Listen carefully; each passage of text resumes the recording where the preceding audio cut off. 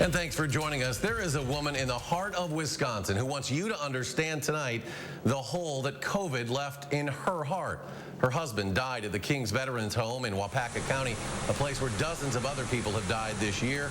Only News 3 Now's Naomi Cole shares that woman's message. Naomi?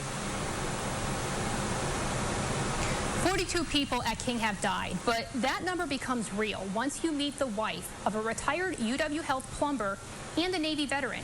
He died of COVID-19 now almost 2 weeks ago, and she's left picking up the pieces. It doesn't get easier. We just have to kind of deal with it. Dealing with it. I'm going to go out pretty soon and talk to him. Is why Faye Quinlan traveled from Madison to hunt alone at her cabin in Jackson County. And I want to be here because this is a place he loved, and this is where we spent so many happy times. Faye and Richard's story begins more than 50 years ago. I met him on a blind date in Mississippi, actually. And he was late. Oh, yeah. And he had a beautiful smile. He had a beautiful teeth. And he came in smiling, bouncing around, just like, okay, I'm here. And I says, well, okay, you're late. A Navy veteran of the CB Battalion 7405, Richard died on November 12th of COVID-19 at the King Veterans Home. I miss him. I really miss him. He'd battled dementia for years. They really love their members at King. But because of the pandemic, Faye hadn't seen him in 8 months. But for all of us that have had to wait and are still waiting, it's difficult. It's very difficult. It's strained us. It's strained our hospital systems. It's strained our long-term care facilities. It's strained our community. For weeks, COVID-19 activity in Waupaca County and across the state has reached critical levels.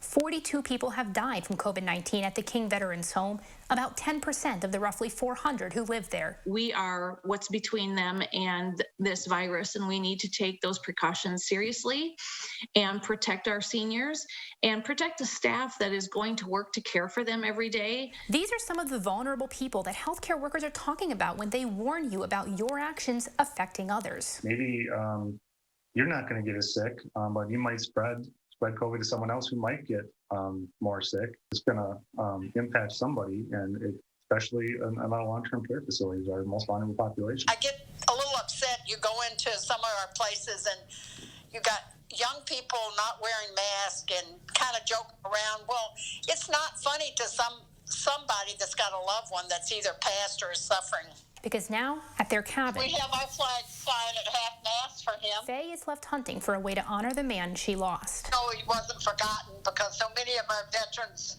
have been forgotten. They've sacrificed and they're still sacrificing. Now, what's happening inside the King home is really a reflection of what's going on at nursing homes all around the state. And administrators do hope now that there is light at the end of the tunnel. They tell me that since November 13th, only one new resident has tested positive for COVID-19, and there's now more recoveries among staff cases than there are new positive cases. Well, Eric? let's hope that continues. Naomi Cole's reporting tonight. Naomi, thank you.